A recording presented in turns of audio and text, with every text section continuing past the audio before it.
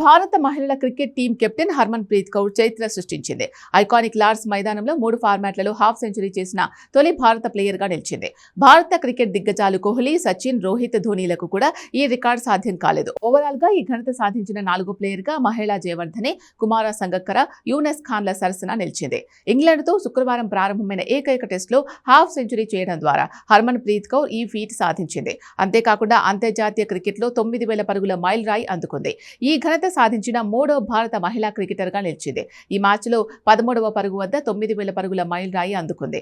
మహిళా క్రికెట్ చరిత్రలోనే లార్డ్స్ వేదికగా జరిగిన తొలి టెస్టు మ్యాచ్ ఇదే. కాగా భారత మహిళా క్రికెట్లో అత్యధిక పరుగులు చేసిన ప్లేయర్ల జాబితాను చూస్తే మిథాలీ రాజ్ అగ్రస్థానంలో ఉంది. ఆమె 338 మ్యాచ్ల్లో 10,868 పరుగులు చేసింది. అలాగే స్మృతి మందాన 300 మ్యాచ్ల్లో 10,667 పరుగులు, హర్మన్ ప్రీత్ కౌర్ 374 మ్యాచ్ల్లో 9,045 రన్స్ చేశారు. హర్మన్ ప్రీత్ కౌర్ అంతర్జాతీయ క్రికెట్ కెరియర్ చూస్తే 8 టెస్టు మ్యాచ్ల్లో 288 పరుగులు చేసింది. 164 వన్డేల్లో 4,541 పరుగులు, 202 టీ20లో 4,126 పరుగులు చేసింది.